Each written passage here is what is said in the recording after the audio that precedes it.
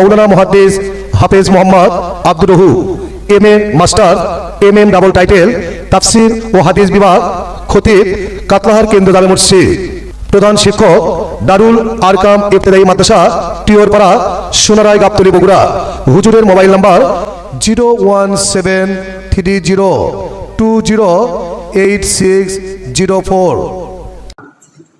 তিনি রাত্রিবেলায় স্বপ্নে যোগে দেখলেন কিয়ামতের মাঠ কায়েম হয়ে গেছে, বলেন সুবহানাল্লাহ। কিয়ামতের মাঠ কায়েম হয়ে গেছে এবং আল্লাহর নবী মুসা আলাইহিস সালাতু ওয়াস সালাম আমাদের মুহাম্মদুর রাসূলুল্লাহ আখিরি নবী মুহাম্মদুর রাসূলুল্লাহ সাল্লাল্লাহু আলাইহি ওয়াসাল্লামকে যে প্রশ্ন করতেছেন, বললেন ও মুসা, আপনি যে প্রশ্ন করেছেন উলামা উম্মতি কা আম্বিয়া ও বনি ইসরাইল, আমি বলেছি আমার উম্মতের ভিতরে একজন ভালো আলেম বনি ইসরাইলের নবী সমতুল্য। আপনি আমাকে বললেন ভালো আলেম হলে কি নবী সমতুল্য হওয়া যায়? আপনার এই প্রশ্নের উত্তরটা আমার উম্মতের নিকটে যান, আপনাকে সুন্দরভাবে বুঝাইয়া দিবে, বলেন সুবহানাল্লাহ। এবার মুসা নবী বললেন, ওই লোকটির নিকটে যায় বললেন, আপনার নাম কি?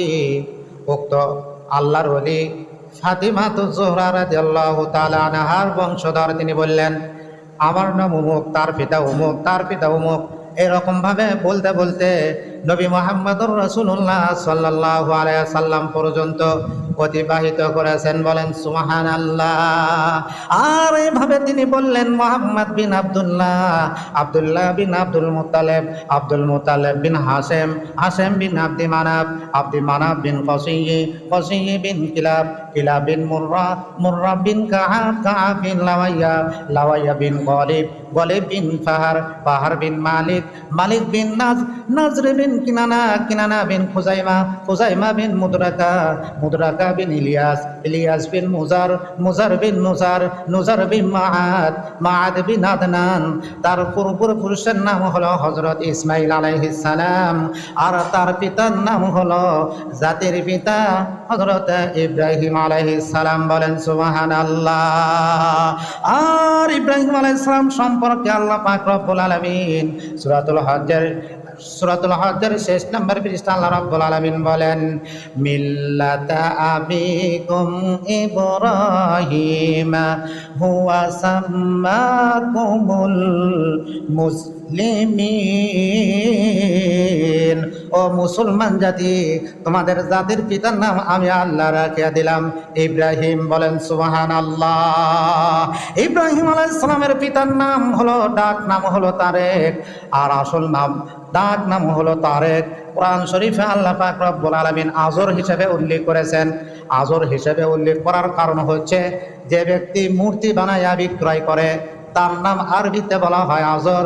ইব্রাহিম আলাইহিস সালামের পিতা হিন্দু ছিলেন, তার ঘাড়ের ওপর মূর্তি থাকতো, তিনি মূর্তি ঘাড়ের ওপর নিয়ে বাজারে বিক্রয় করতেন। এই জন্য আল্লাহ পাক রব্বুল আলামিন ইব্রাহিম আলাইহিস সালামের পিতার নাম কোরআন শরীফের ভিতর আজর হিসাবে উল্লেখ করেছেন। ইব্রাহিম আলাইহিস সালামের পিতার নাম হলো, ডাক নাম হলো তারেক। ইব্রাহিম বিন তারেক, তারেক বিন নাহুর, নাহুর বিন সরুজ, সরুজ বিন রাউর, রাউর বিন ফালেস, ফালেস বিন আবে, আবে বিন সারে, সারে, সারে বিন ইরফেক, ইরফেক বিন সাদ, সাদ বিন শাম, শাম বিন আল্লাহর নবী হযরতে নূহ আলাইহিস সালাম, বলেন সুবহানাল্লাহ। আল্লাহর নবী নূহ আলাইহিস সালামের আসল নাম হলো আব্দুল গফফার, আর একটা নাম হলো আব্দুল শাকির। আর নূহ মানে হলো কাঁদনেওয়ালা। আল্লাহ পাক নূহ আলাইহিস সালামকে সম্পর্কে আল্লাহ পাক রব্বুল আলামিন বলেন, ওয়ালাকাদ আরসালনা নূহান ইলা কওমিহি ফালাবিথা ফীহিম আলফা সানাতিন ইল্লা 50 আমা। আল্লাহ পাক রব্বুল আলামিন বলেন, আমি নূহকে প্রেরণ করেছিলাম, তিনি তার উম্মতের মাঝে অবস্থান করেছিলেন আলফা সানাতিন মানে 1000 বছর, ইল্লা মানে কম, খমসিনা মানে 50, আমা মানে বছর, 50 কম 1000 বছর, তার মানে নূহ আলাইহিস সালাম 950 বছর যাবত তিনি দুনিয়ার হায়াত পেয়েছিলেন। বলেন সুবহানাল্লাহ। নূহ আলাইহিস সালাম তিনি একাধারে উম্মতের হিদায়াতের জন্য 100 বছর তিনি আফসোস করে একা দিয়েছিলেন। আজকে সে বলার সময় নেই। আল্লাহ পাক রব্বুল আলামিন তার প্রতি সন্তুষ্ট হইয়া ওই আব্দুল গফফার বা আব্দুল শাকিরের নাম নূহ নামে 29 পারা একটি সূরা আল্লাহ পাক রব্বুল আলামিন নাযিল করেছেন। নূহ আলাইহিস সালামের পিতার নাম হলো মালিক, নূহ বিন মালিক, মালিক বিন মুতাশাওয়ালে, মুতাশাওয়ালে বিন আকনুক, আকনুক বিন ইস বিন মাহলাইল, মাহলাইল বিন কিনান, কিনান বিন আনুশ, আনুশ বিন শীষ, শীষ বিন আমাদের আদি পিতা হযরতে আদম আলাইহিস সালাম। বলেন সুবহানাল্লাহ। আল্লাহ পাক রব্বুল আলামিন বলেন সূরা আল ইমরানের 59 নম্বর আয়াতে আল্লাহ রব্বুল আলামিন বলেন ফালাকাহু মিন তুরাব, আমি আল্লাহ আদমকে সৃষ্টি করেছি সাধারণ মাটি দ্বারা। বলেন সুবহানাল্লাহ। 23 পারা সূরাতুস সাফফাতের ভিতর আল্লাহ পাক রব্বুল আলামিন বলেন খলাকাহু মিন তিন, আদমকে সৃষ্টি করেছে মিন তিন মানে কাদা মাটি দ্বারা। 27 পারা সূরাত আর রহমানের ভিতর আল্লাহ পাক রব্বুল আলামিন বলেন সালসালিন কাল ফাখখার, আমি আদমকে সৃষ্টি করেছি পোড়া মাটির নাই শুষ্ক মাটি দ্বারা। বলেন সুবহানাল্লাহ। এখানে 3 পারায় বললেন খলাকাহু মিন তুরাব, তুরাব মানে সাধারণ মাটি। 23 পারায় বললেন মিন তিন মানে কাদা মাটি। আর 27 পারায় বললেন সলসল, সলসল মানে পোড়া মাটির নাই শুষ্ক মাটি।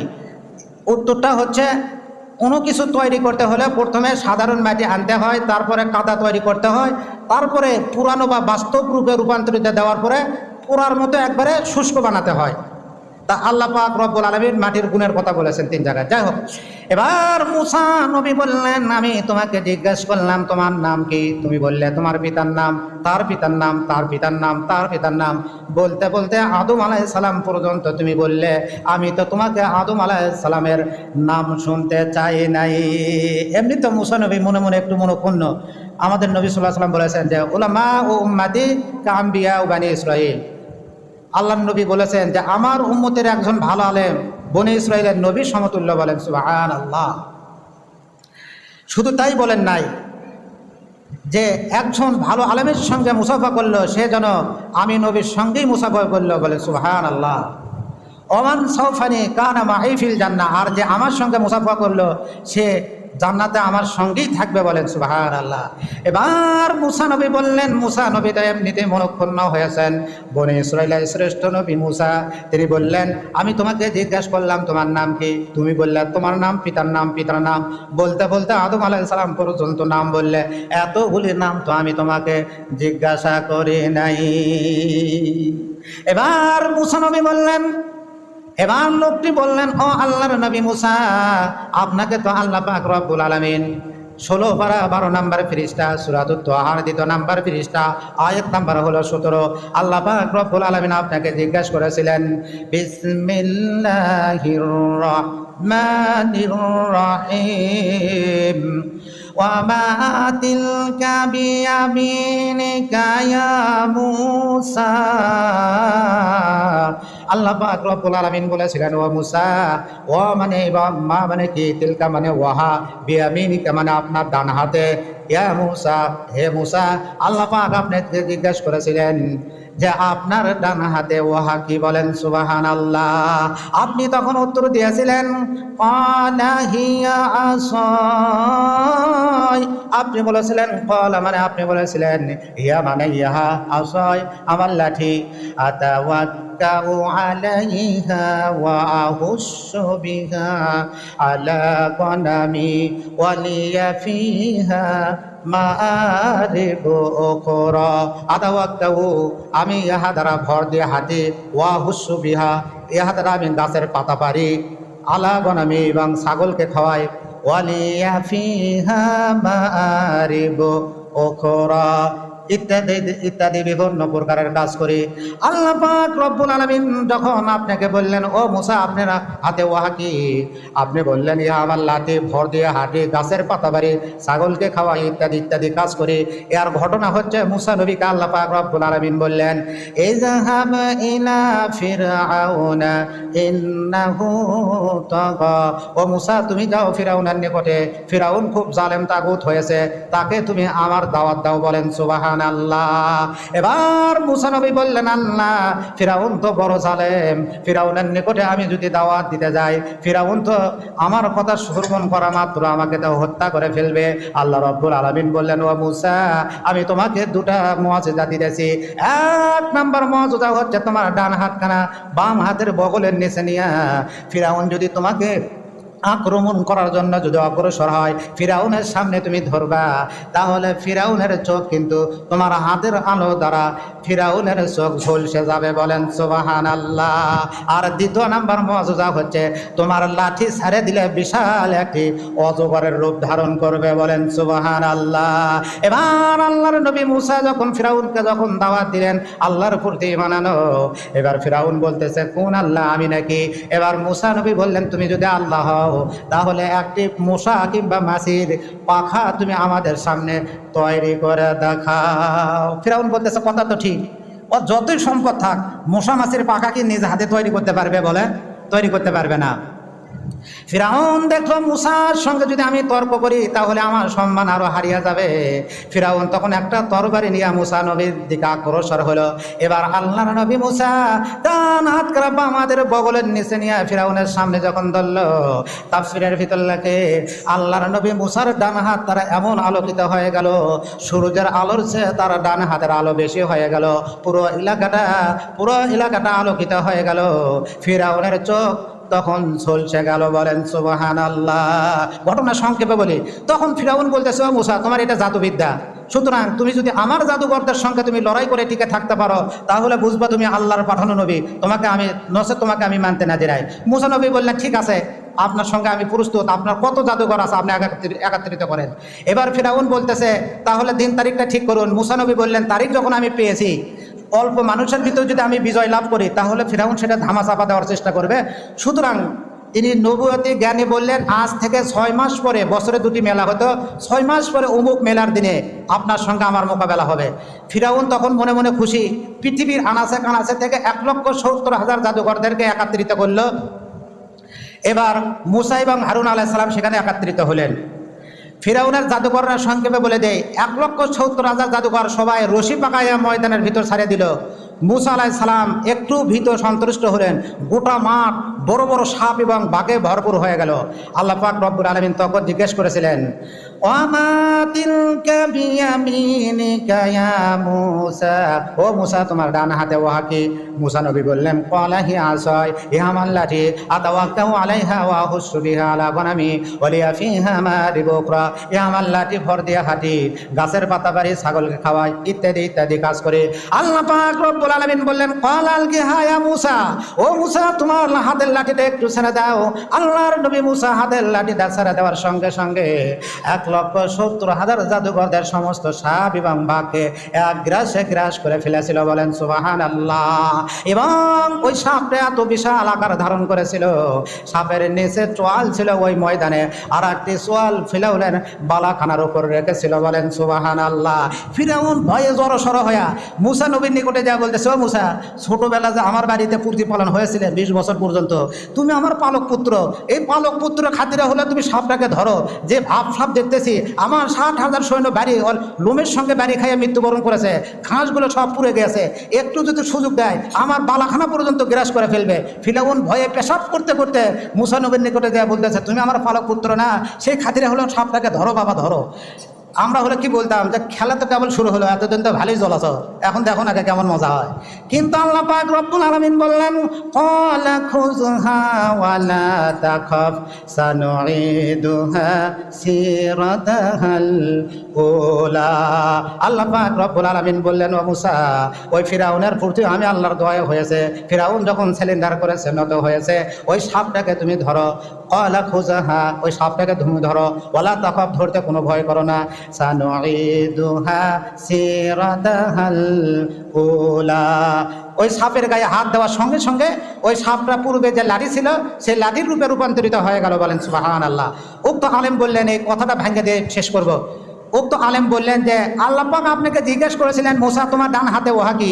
আপনি বললেন যে আমার লাঠি ভর দিয়ে হাঁটে, গাছের পাতা বাড়ি, ছাগলকে খাওয়াই, ইত্যাদি ইত্যাদি কাজ করি। এইগুলি বলার তো কোনো প্রয়োজন ছিল না, আপনি শুধু বলবেন ইয়া লাঠি। তখন মুসা নবী মুহাম্মদ সাল্লাল্লাহু আলাইহি সাল্লামের নিকটে দেয়া বলতেছেন যে আপনার উম্মতের একজন ভালো আলেম, বনী ইসরাইলের নবী সমতুল্য, উনি যেভাবে উত্তরটা দিয়েছেন, ওনাকে আমি জিজ্ঞেস করলাম ওনার নাম কি, উনি এমনভাবে উত্তর দিলেন, বলতে বলতে আদম আলাইহিস সালাম পর্যন্ত নাম বললেন। আর আমি ওনাকে জিজ্ঞেস করতেলাম, আদম নবীর নাম তো আমি জিজ্ঞেস করি নাই। উনি আমাকে এমন সুন্দরভাবে বুঝাইলেন যে আল্লাহ পাক আপনাকে জিজ্ঞেস করলেন তোমার হাতে ওহা কি? আমি বলেছিলাম ও আমার লাঠি, আমি তার সঙ্গে ভর দিয়ে হাঁটি, গাছের পাতা বেরি, ছাগলকে খাওয়াই, ইত্যাদি ইত্যাদি কাজ করি, এমনভাবে বুঝে দিলেন। এবার উনি মুসা নবী যায় বলতেছেন যে মুহাম্মদ সাল্লাল্লাহু আলাইহি সাল্লাম সত্য সত্যই আপনার উম্মতের একজন ভালো আলেম, বনী ইসরাইলের নবীর সমতুল্য। বলেন সুবহানাল্লাহ। যতটুকু বলা হলো আল্লাহ পাক আমাদেরকে আমল করা তৌফিক দান করুন। যারা সুন্নত পড়েন নাই, সুন্নত পড়ার সময় দেওয়া হলো।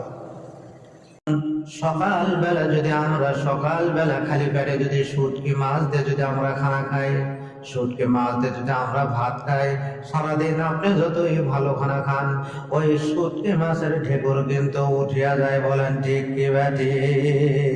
আল্লাহর রাসূল বলেন قالوا على سميانكم أول بكلمة بلا إله إلا الله। শিশু যখন বলতে শেখে প্রথমে তাকে এই কালিমা লা ইলাহা ইল্লাল্লাহ শিক্ষা দাও, দ্বীন ইসলাম শিক্ষা দাও। কারণ দ্বীন ইসলাম ছোট্টবেলায় যদি দিনদারি শিক্ষা দেওয়া হয়, পরবর্তীতে যে কোনো প্রতিষ্ঠানে পড়ুক না কেন, আজীবন তার ভেতরে ইসলামের একটি প্রভাব থাকিয়া যায়।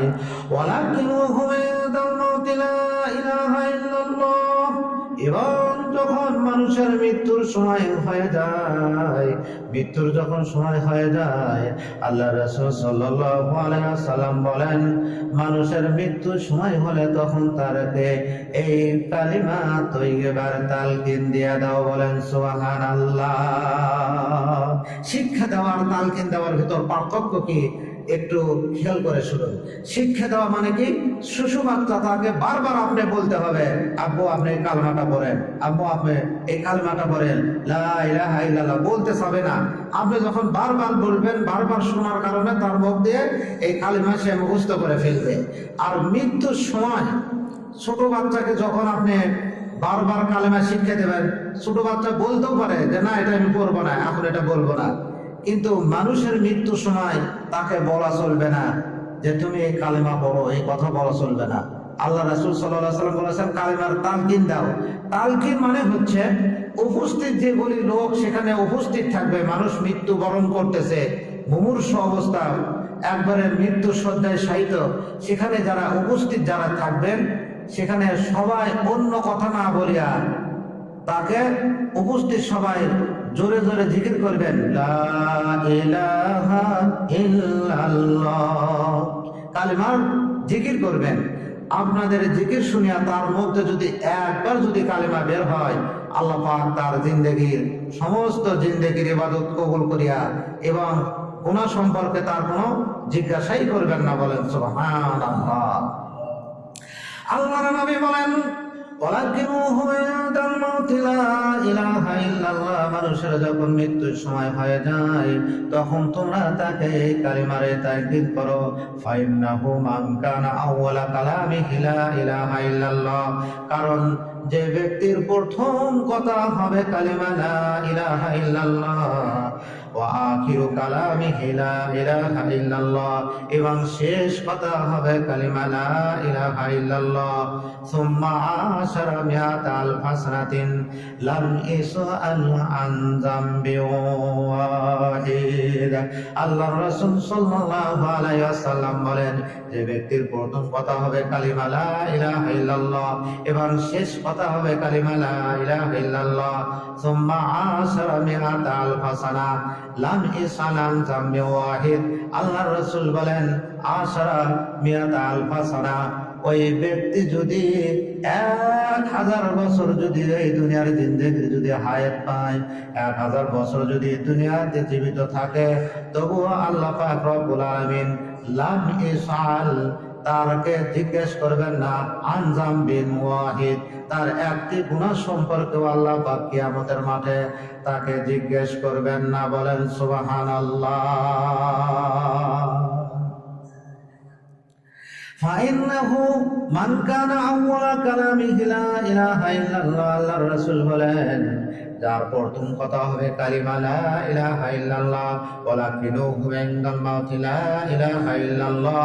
আর যখন কোনো ব্যক্তির মৃত্যুর সময় শেষ কথা হবে কালিমা লা ইলাহা ইল্লাল্লাহ, সুম্মা আশারা, সুম্মা মানে অতঃপর, আশারা মানে 10, মিয়াত আলফা সানা, মিয়াত আলফা সানা মানে 10 অর্থাৎ 1000 বছর যদি ওই ব্যক্তি দুনিয়াতে যদি জীবিত থাকে, লাম ইসালাম জামবি ওয়াহিদ, আল্লাহর রাসূল বলেন 1000 বছর জীবিত থাকলে হবে কি, ওই ব্যক্তির একটি গুনাহ সম্পর্কেও আল্লাহ রাব্বুল আলামিন কিয়ামতের মাঠে কোনো জিজ্ঞাসা করবেন না। বলেন সুবহানাল্লাহ।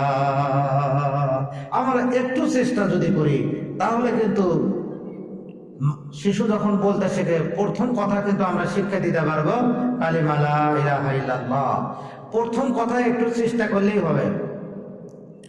আর শেষ কথা, মানুষের মুখ দিয়ে শেষ কথা কালিমা লা ইলাহা ইল্লাল্লাহ বের হওয়া, এটা কিন্তু কঠিন। শেষ কথা লা ইলাহা ইল্লাল্লাহ বের হওয়া এটা কঠিন।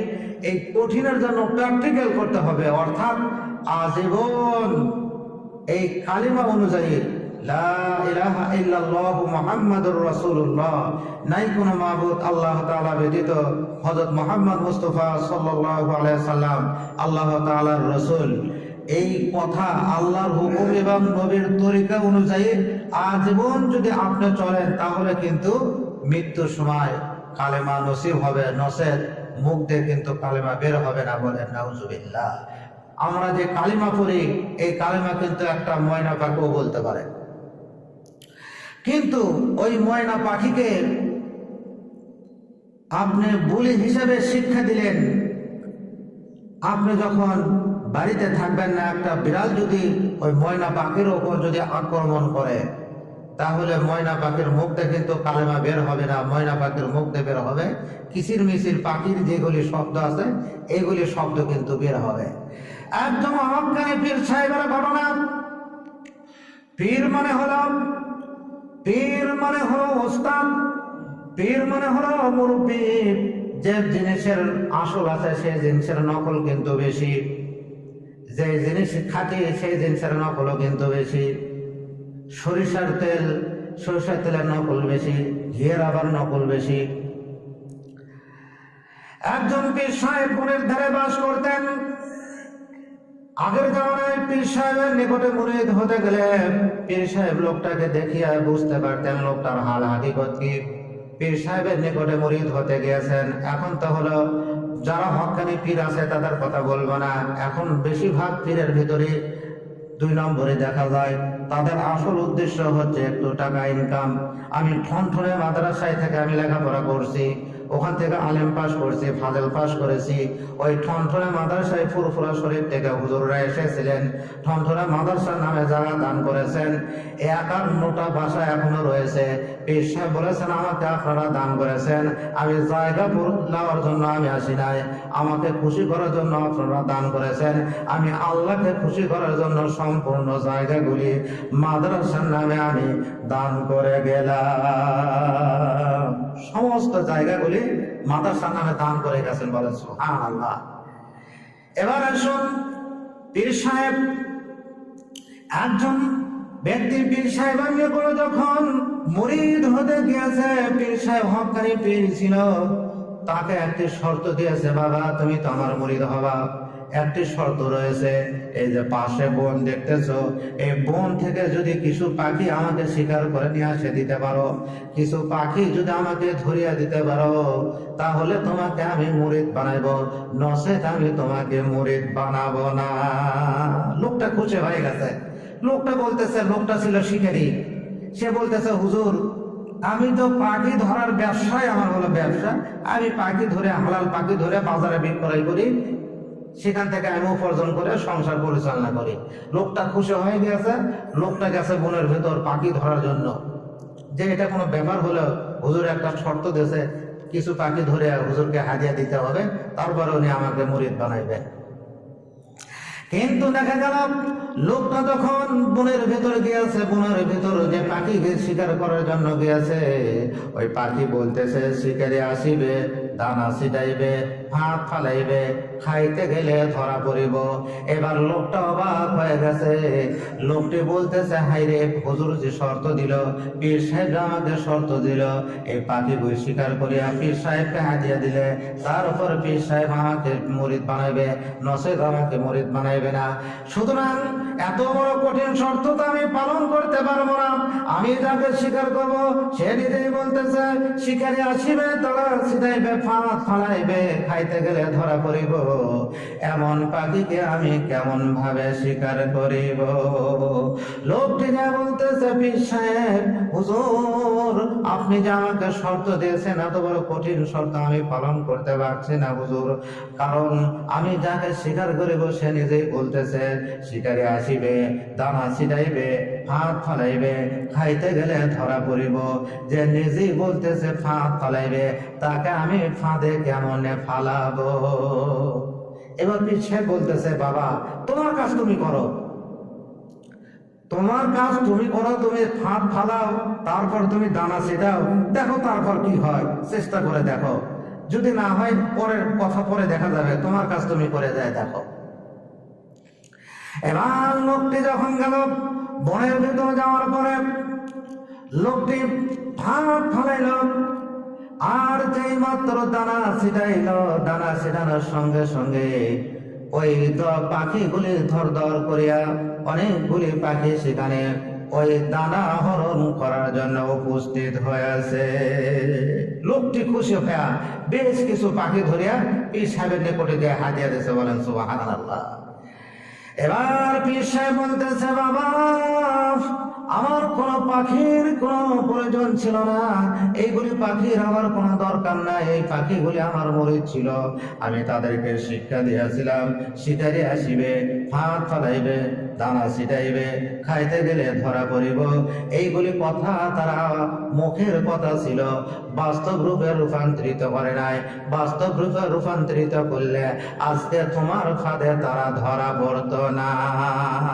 বাবা আমি তোমাকে যে কালিমাটা শিক্ষা দেব, তোমাকে যে বলিটা শিক্ষা দেব, তোমাকে যে কালিমাটা শিক্ষা দেব, এই পাখির মতো কালিমা কিন্তু হলে তোমার চলবে না। তোমাকে যে আমি কালিমাটা শিক্ষা দিব, এই কালিমা অনুযায়ী তোমার জিন্দেগি চলতে হবে, মুখে ওই কালিমা পড়তে হবে, লা ইলাহা ইল্লাল্লাহু মুহাম্মাদুর রাসূলুল্লাহ, এই অন্তরে তো বিশ্বাস করতে হবে, মুখে এই কালিমা পড়তে হবে, আল্লাহর হুকুম এবং নবীর তরিকা অনুযায়ী তোমার জিন্দেগি পরিচালনা করতে হবে, নচেত কিন্তু মৃত্যুর সময় তোমার মুখ দিয়ে কালিমা বের হবে না। কারণ একটি রাওয়ায়াতে আছে একজন মানুষ যখন মৃত্যুবরণ করে, হযরত আলী রাদিয়াল্লাহু তাআলা আনহু থেকে বর্ণিত, একজন মানুষ যখন মৃত্যুবরণ করে, এক যোগে তরবারি দ্বারা যদি একজন ব্যক্তির উপর যদি একসঙ্গে যদি আক্রমণ করে যেমন কষ্ট হয়, তার চেয়েও বেশি কষ্ট হয় একজন নাফরমান ব্যক্তির জান কবজ করার সময়, বলেন নাউজুবিল্লাহ। অন্য রাওয়ায়াতে আছে একটি জীবিত ব্যক্তিকে পা থেকে মাথা পর্যন্ত চামড়া ছিঁড়লে যেমন কষ্ট হয়, তার চেয়েও বেশি কষ্ট হয় একজন নাফরমান ব্যক্তির দান কবজ করার সময়, বলেন নাউজুবিল্লাহ। আর একটি রাওয়ায়াতে আছে উত্তপ্ত ডেক্সির ভিতর, উত্তপ্ত তুলার ভিতর যদি একটি জীবন্ত পাখিকে যদি ছেড়ে দেওয়া হয়, পাখিটি উড়েও যেতে পারছে না এবং পাখিটি মারাও যাচ্ছে না, এমন উত্তপ্ত তুলের ভিতর পাখিটি হাবুডুবু খালে যেমন কষ্ট হয়, তার চেয়েও বেশি কষ্ট হয় একজন নাফরমান ব্যক্তির জান কবজ করার সময়। বলেন নাউজুবিল্লাহ। হাদিস শরীফে এসেছে, মালাকুল মউত হযরত আজরাইল আলাইহিস সালাম যখন মানুষের জান কবজ করার সময় হয়ে যায়, মাত্র 40 দিন পূর্বে আল্লাহ রাব্বুল আলামিন তার লিস্টে দিয়ে দেন, অমুক দিনে অমুক তারিখে, আগেও নয় পরেও নয়, ইযা জাআ আজালুহুম লা ইস্তাখিরুনা সাআতাও ওয়া লা ইস্তাকদিমুন। আল্লাহ রাব্বুল আলামিন বলেন, মৃত্যু যখন এসে যাবে, ইযা জাআ আজালুহুম, মৃত্যু যখন এসে যাবে, লা ইস্তাখিরুনা সাআতান, তোমাদেরকে একটু সময় পরে হবে না, ওয়া লা ইস্তাকদিমুন, একটু আগেও হবে না। বলেন সুবহানাল্লাহ। মৃত্যুর সময় মাত্র 40 দিন পূর্বে আজরাইল আলাইহিস সালামের লিস্টে আল্লাহ রাব্বুল আলামিন দিয়ে দেন, অমুক তারিখে অমুক সময়, একটু আগেও নয় একটু পরে নয়, যত সময়ে তার জীবনটা তুমি কবজ করে নিবে। এই জন্য একটি গজলে আছে, আবি হায়াত নামে আছে একটি গাছের নাম, পাতায় পাতায় লেখা আছে মানুষের হায়াত। মরণেরই কথা মানুষ স্মরণ করো না, আজরাইল আসিলে কারো কৈফিয়ত চলবে না। আজরাইল আলাইহিস সালামের কাছে কোনো কৈফিয়ত চলবে না। আল্লাহ রাব্বুল আলামিন গোটা পৃথিবী আজরাইল আলাইহিস সালামের নিকটে একটি প্লেটের মতো দিয়েছেন। এক সময়ে এক জায়গায় বসে পৃথিবীর যে কোনো প্রান্তে মানুষ মারা যাক না কেন, এট এ টাইম তিনি মানুষের জীবন কবজ করতে পারেন। আর যে ব্যক্তি জীবন কবজ করার সময় হয়ে যায়, আল্লাহর নবী বলেন, লোকটা যদি নাফরমান হয়, সেই লোকটা আজরাইল আলাইহিস সালামকে দেখতে পাবে। জমিন থেকে আসমান পর্যন্ত বিশাল একটি আকার দেহ নিয়ে তার সামনে উপস্থিত হয়েছে। বলেন নাউজুবিল্লাহ। জমিন থেকে আসমান পর্যন্ত বিশাল একটি দেহ নিয়ে মানুষের সামনে হাজির হয়ে যাবে, মানুষ দেখেই অবাক হয়ে যাবে। বলেন আল্লাহু আকবার। শুধু তাই নয়, লোকটা যদি নাফরমান হয়, আজরাইল আলাইহিস সালামের জমিন থেকে আসমান পর্যন্ত দেহ নিয়ে মানুষের সামনে উপস্থিত হবেন। শুধু তাই নয়, দেহের প্রত্যেকটি লোম থেকে অগ্নিস্ফুলিঙ্গ বের হবে। ভয়ঙ্কর একটি দৃশ্য দেখে মানুষ হতবাক হয়ে যাবে। বলেন নাউজুবিল্লাহ। সুতরাং মানুষের ঈমান যদি দুর্বল হয়ে যায়, একটা ময়না পাখিকে কালিমা শিক্ষা দিলে ওই ময়না পাখিও কালিমা বলতে পারবে, কিন্তু সেটা তার মুখের গুলি। একটা বিড়াল যদি ময়না পাখির উপর আক্রমণ করে, ওই ময়না পাখির মুখ দিয়ে কালিমা কিন্তু বের হবে না, কিসির মিসির শব্দ বের হবে। আমরা যদি এই কালিমা যদি আমাদের মুখের গুলি হয়, কালিমা অনুযায়ী যদি আমরা জিন্দেগি না গড়াই, আজরাইল আলাইহিস সালাম আসিয়া যখন উপস্থিত হইবেন, দান কবজ করার জন্য যখন চলে আসবেন, আজরাইলের বিশাল আকৃতি দেখিয়া ওই কালিমা তো দূরের কথা, হুঁশ থাকবে না, মুখ দিয়ে বেহুশের মতো কথাবার্তা বলা শুরু হয়ে যাবে। বলেন নাউজুবিল্লাহ। সুতরাং যে ব্যক্তির শেষ কথা হবে সুম্মা লাম ইউসালাম দামবি ওয়াহিদ, শেষ কথা যদি হয় কালিমা লা ইলাহা ইল্লাল্লাহ। শুরুতে আমি বলেছি, আল্লাহর রাসূল বলেন, ফাইন্নাহু মান কানা আউয়ালা কালামিহি লা ইলাহা ইল্লাল্লাহ, যে ব্যক্তির প্রথম কথা হবে কালিমা লা ইলাহা ইল্লাল্লাহ, ওয়া আখিরু কালামিহি লা ইলাহা ইল্লাল্লাহ, এবং শেষ কথা হবে কালিমা লা ইলাহা ইল্লাল্লাহ, সুম্মা আশরা মিআতা আলফা সানাতিন লাম ইউসালাম দামবি ওয়াহিদ। আল্লাহর রাসূল বলেন, ওই ব্যক্তি দুনিয়াতে 1000 বছর জীবিত থাকলেও আল্লাহ রাব্বুল আলামিন তার কোনো গুনাহ সম্পর্কে জিজ্ঞাসা করবেন না। বলেন সুবহানাল্লাহ। এই জন্য আমি শুরুতে আয়াতে কারিমা আমি বলেছি, আল্লাহ রাব্বুল আলামিন বলেন, ইয়া আইয়ুহাল্লাযীনা আমানু তাকুল্লাহ, হে ঈমানদারগণ তোমরা আল্লাহকে ভয় করার মতো ভয় করো, হাক্কা তুকাতিহি ভয় করার মতো ভয় করো, ওয়ালা তামুতুন্না ইল্লা ওয়া আনতুম মুসলিমুন, আর পূর্ণ মুসলমান না হয়ে তোমরা মৃত্যুবরণ করো না। তার কারণ হচ্ছে আল কবরু রাওযাতুম মিন রিয়াদিল জান্নাহ ওয়া হুফরাতুম মিন হুফারিন নার, কারো কবর হইবে একটি জান্নাতের বাগান, আর কারো কবর হইবে জাহান্নামের একটি গর্ত। বলেন নাউজুবিল্লাহ।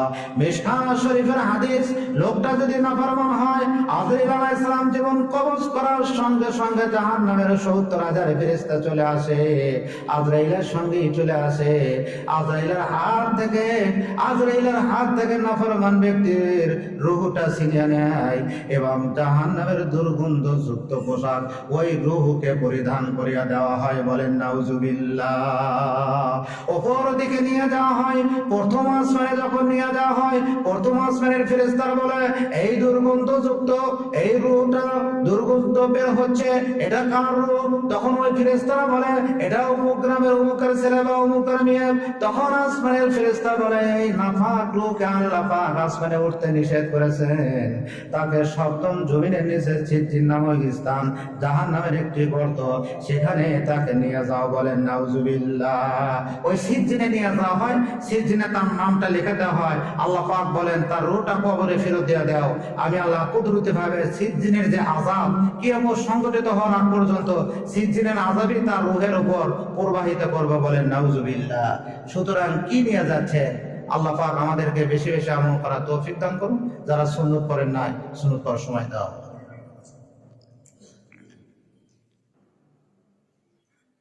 মুহাদ্দিস হাফেজ মোহাম্মদ আব্দুর রহু, MA. Master, MM double title, তাফসির ও হাদিস বিভাগ, খতিব, কাতলাহার কেন্দ্র জামে মসজিদ। প্রধান শিক্ষক, দারুল আরকাম ইবতেদায়ী মাদ্রাসা, টিওরপাড়া, সোনারায়, গাবতলী, বগুড়া। হুজুরের মোবাইল নাম্বার 01730208604।